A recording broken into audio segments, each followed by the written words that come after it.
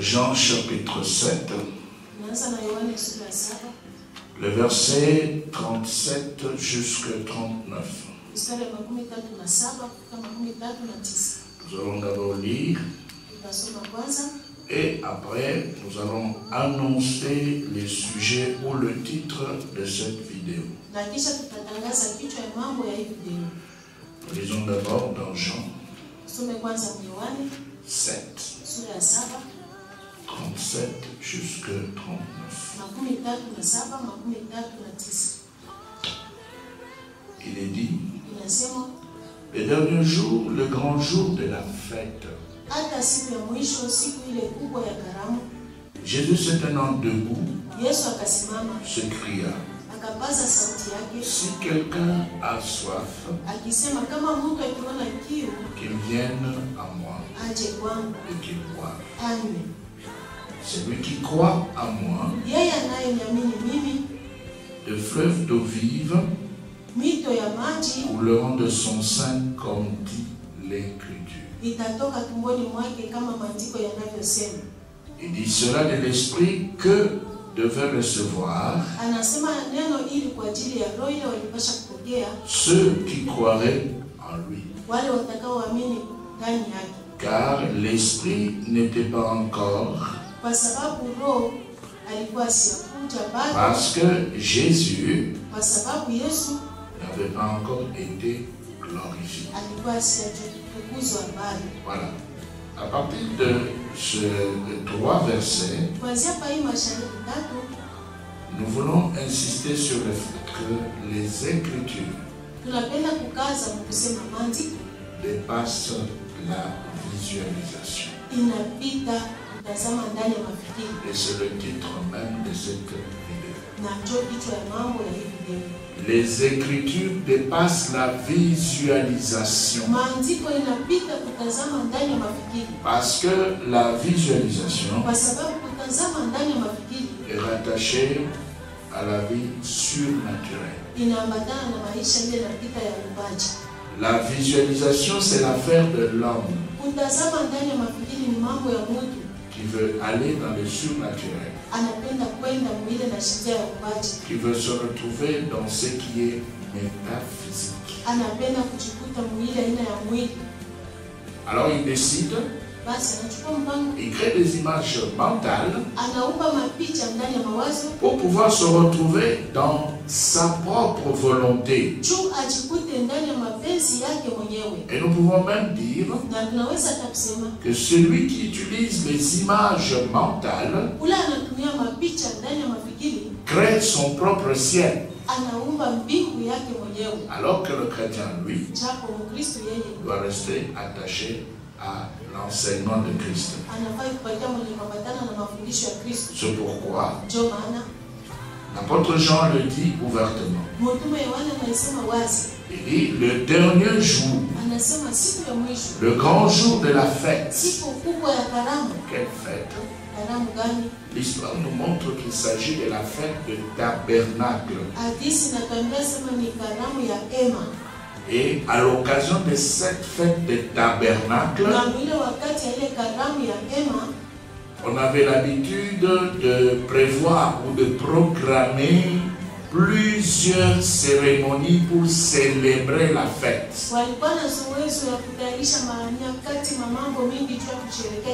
Nous disons bien plusieurs cérémonies pour célébrer la fête de tabernacle. Maintenant, parmi les cérémonies, il y avait une procession sous forme d'un petit défilé.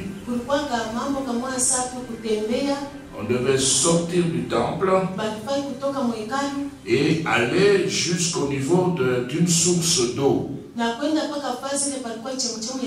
Et ici, on parle souvent de la source d'eau de Guillon. Maintenant, arrivé au niveau de la source d'eau, un sacrificateur devait prendre une cruche d'eau en or Et puis il remplit de l'eau dans cette cruche.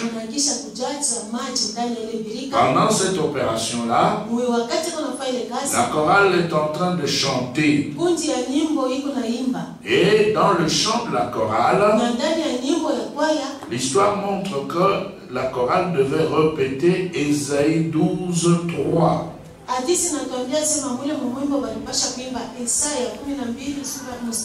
Nous pouvons lire Ésaïe 12 et le verset 3. Ce sont les paroles qui devaient se retrouver dans le chant de la chorale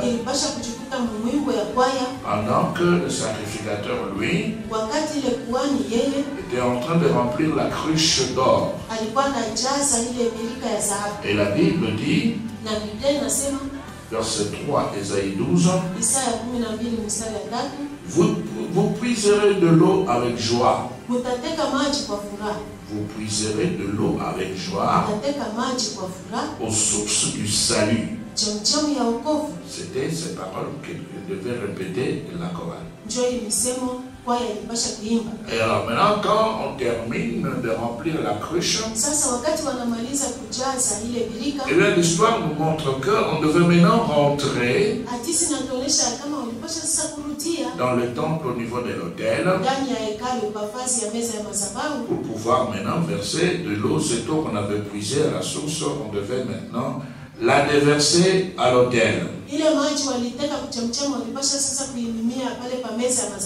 Alors, cette cérémonie, l'histoire montre que c'était en rappel avec ce qui s'était passé dans Nombre chapitre 20. Nous prenons Nombre 20. Et là, nous avons le verset 8 jusqu'à 11. Et là, nous verrons qu'Israël, à l'occasion de la fête des tabernacles, eh bien, Israël était en train de se rappeler ce qui s'était passé ce jour-là dans le désert. Et ce qui s'était passé ou ce qu'Israël avait vécu dans le désert se trouve dans Nombre 20, verset 8 jusqu'à 11. Alors nous pouvons même prendre le verset 7 et nous descendons. L'Éternel parla à Moïse et dit, prends la verge et convoque l'assemblée, toi et ton frère Aaron. Vous parlerez en leur présence au rocher, et il donnera ses eaux. Tu feras sortir pour eux de l'eau du rocher, et tu abreuveras l'assemblée de leur bétail. Moïse prit la verge qui était devant l'Éternel, comme l'Éternel lui avait ordonné. Moïse et Aaron convoquèrent l'assemblée en face du rocher. Et Moïse leur dit, écoutez donc, rebelles, est-ce de ce rocher que nous vous ferons sortir de l'eau? Puis Moïse leva la main et frappa 2 fois le rocher avec sa verge. Il sortit de l'eau en abondance, l'assemblée but, et le bétail aussi. Voilà. C'est cet événement qu'on va célébrer en Israël à l'occasion de la fête de Tabernacle. Maintenant, le dernier jour de cette fête-là, Jésus va célébrer parce que c'était le grand jour. Il s'élève, il est debout devant les gens qui étaient en train de célébrer. Pourquoi ici on insiste sur le fait qu'il s'était levé? Jean 7, 37. Le dernier jour, le grand jour de la fête, Jésus s'est tenant debout.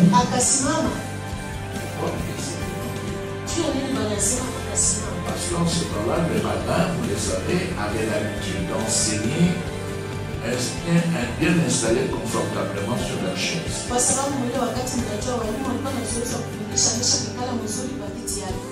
Et Jésus lui va faire le contraire ce jour-là. Il va s'élever. Maintenant, il va attirer l'attention de tout le monde parce que pour le peuple, un enseignant de la parole devait être confortablement assis.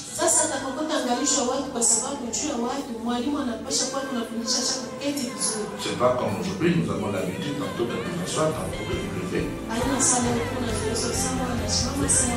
Bon, de toute façon, nous combinons les deux. Et puis ça marche. Mais en ce temps-là, l'enseignant devait rester confortablement assis.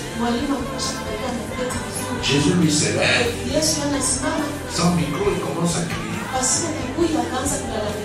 Et si quelqu'un a soif, qui vienne à moi et qui boive. À l'autre terme, n'allez plus chercher de l'eau à la source.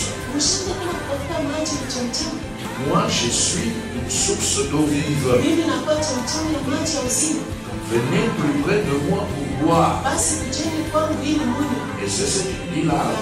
Si quelqu'un a soif, qu'il vienne à moi, et qu'il boive.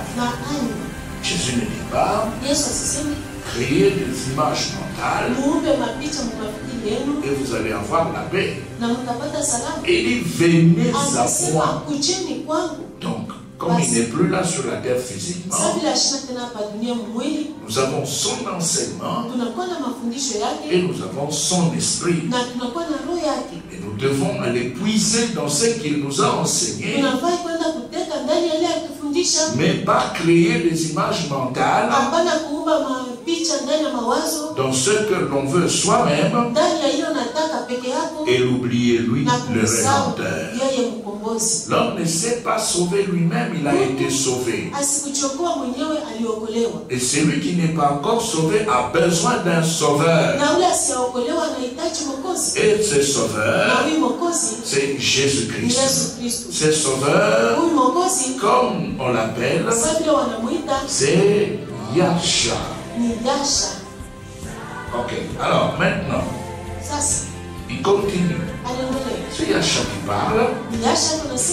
Verset 38. Il dit, c'est lui qui croit à moi, le fleuve d'eau vive couleront de son sang, comme dit l'Écriture. Et bien ici, quand Yahshua parle, et bien il sait ce qu'il dit. Il ne nous envoie pas dans la visualisation,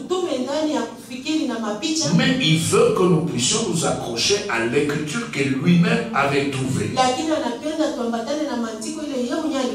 Alors, si nous prenons le psaume 78, nous allons voir pourquoi il dit comme dit l'écriture.